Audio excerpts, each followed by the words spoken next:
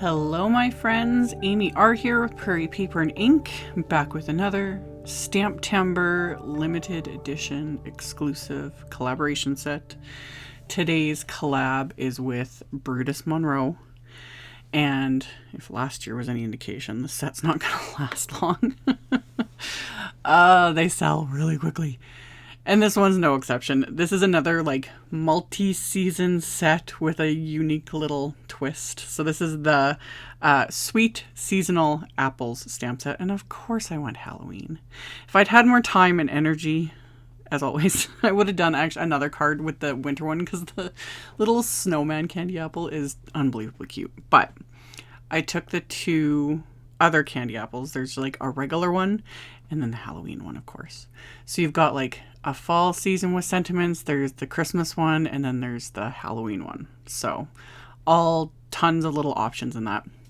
So I took the regular candy apple, the Halloween one, and then a few little accessories and stamping them onto Simon's smooth white cardstock with intense black ink. And I realized I had a little like fuzzy or something right on the mouth area of the Halloween one. So I just kind of scratched that off, like whatever it was, a little piece of something, and then re-inked up that spot and stamped it. That's where a stamp positioner just makes life so much better. And then I've shown this in many videos. I just used a part of the stamp packaging to protect the cardstock so I could reposition a couple of these stamps so I could stamp them a second time without having to stop and clean them in between, because that's just annoying. So the packaging just lets me like position stamps wherever I want, and then I can just wipe the packaging off later. It's no biggie. So I've got everything stamped, and right here in this moment, this is in real time. This has not been magically edited yet. It will in a few seconds. But when I, think of it, I try to show like this is normal coloring speed. Everything else you guys see, I do not color near as fast as the magic of editing makes it look.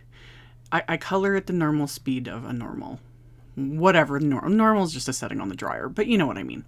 So this is like super sped up. But even then, I kept the coloring simple.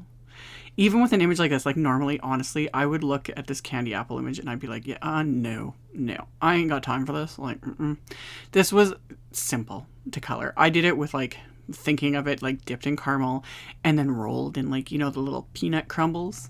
But then as I was doing it, I was like, this would be so fun to color in brown, like as if it had been dipped in like chocolate, and then rainbow colors, the rainbow nerds or whatever that they'll roll them in. Cause like, especially nowadays, like they make candy apples with like everything but the kitchen sink. I'm sure there's one with a kitchen sink that it's been like attached to, who knows? But I kept it simple. I went with the caramel and the peanuts. And then the apple, with this one I went red. I don't know, I wanted like a bright red punch. And I did my normal red combo of R29, R27, R24. But I also pulled in R59 this time. I've mentioned that in other videos that sometimes, pulling in that fourth color can really intensify your colors, make things pop a bit more. I don't do it very often because I just can't be bothered. But with that apple, I'm glad I did because it gave it that extra something. So once that one was done, everything else is just simple. My little monster apple, I kept green. And then of course I had to pull in some purple. So I did a fun purple combo, decided to color his eyes purple because it's Halloween. We can do whatever we want. So did that fun purple combo. And then of course the mummy wrap is like my go-to, just warm grays. It's again, one of my favorites. I've always said that. It's like my favorite things to color are mummies and polar bears and penguins and snowmen. Guess why? Easiest things in the world to color. So anyway, did warm grays for the mummy wrap, and then I actually used just the same colors that I used for the little peanuts, like E55 and E51. I was thinking like a little manila tag. So after I colored it first, then I stamped the spooky sentiment onto it. When I'm able to do that, I just prefer to do that because it's when there's like especially really solid images with words, no matter what, sometimes they want to smear. So if I can stamp it after I color it, life's so much better. So did all the coloring, and then I took my white gel pen and just went along, added random highlights. As always, never really following any sort of light source, anything. I just add them where I want.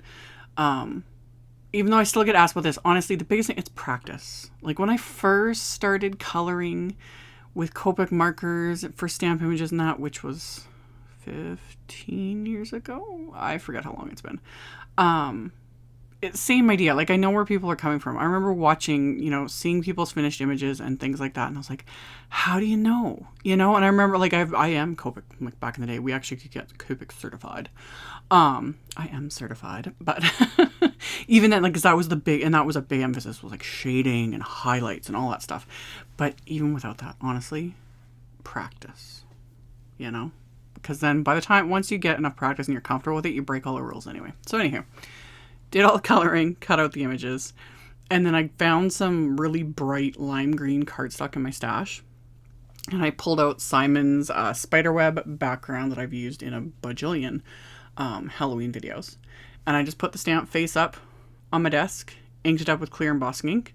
I'd used my anti-static powder tool on the cardstock, and then I just pressed the cardstock down onto the background stamp, making sure not to move the cardstock so that it doesn't smear or anything.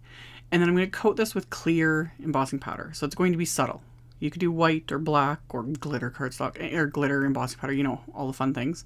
But I wanted it to be subtle, just a subtle background, you know, ties in a little bit more of the Halloween theme, but without being super busy. So I coated it with the clear embossing powder, and then I'm going to melt that with my heat tool. Not to mention there's also just something about, again, I don't like spiders. I don't like spiders, the thought of them. Like I had a meltdown the other day. I went to get in the vehicle and a spider just like falls down like right in front of me, and thank goodness I wasn't driving because meltdown. Freak out, you know. But Halloween cards, I don't mind spiders on them and spider webs. Just don't come near me in real life, you know. Stay in your lane, stay in your area. Anywho, back to the spider web. There's something about the clear embossing, you know, it's just that little bit of shine. So after I did that, I blended some of Simon's key lime ink over this just to darken it up a bit and to make it a little less bright, because it's, again, the scrap of cardstock I found is just ridiculously bright green. My camera thankfully isn't showing how insane it really was. So I blended it a bit with that ink, and again, it just gives it that little extra something. And then after I was done blending that, I just took my little microfiber cloth and just rubbed that over the embossing to remove any ink that might be sitting on top of that. And then this is good to go. So I've got all that. Off camera, I white heat embossed sentiments from the stamp set onto some red cardstock and onto some purple cardstock. And then I'm going to assemble my little candy apples just with some craft tacky glue. And then after I've got those completely assembled, I'll start creating my little scene / card front. So because I used red on when I colored that apple, I actually pulled in like some red cardstock. I stamped that one sentiment on red cardstock, which I normally would not do when it comes to like more Halloween cards. Like red is just not something I would think of, but it worked. Something a little different. So I used Simon's Big Mama foam tape to adhere everything, because give it a little bit of dimension without it being super thick and bulky. So I just trimmed down little pieces of that and then popped those apples onto my little web background with that foam tape, so they've got that little bit of dimension and whatnot going on. And then, like I said, I'd cut down some red cardstock to slightly larger than the green piece, so it just frames it, mats it nicely. So I've got that, and then I have my sentiment, which I'm going to adhere once I get this adhered to my card base. And I'm also going to adhere this with the Big Mama foam tape as well, because again, like I've been saying in like every video, like Laura Basson, because you guys know, you guys have been commenting, so you know what I'm talking about, that Laura Basson little song she does of Dimension is Life. It's true. We're all part of the like Laura Basson fan club, and we all agree, because it's true. So anyway, I adhered the sentiment. This was stamped on one line, but I just trimmed it down. So, and then adhered that to the inside of the card just to tie everything together. And then adhered my card front to the card base. And then I can pop my little sentiment there into place with more of that foam tape. And then my little spooky tag, I just pop that, you know, right on the top there of my little spooky apple. And then to make it look like it was tied in place, I just took a piece of black and white baker's twine, and you just do bunny ears. And before fully pulling it tight, I do all my little like adjusting and fiddling and things like that, because this is going to be a teeny tiny little bow. So it just takes some fiddling.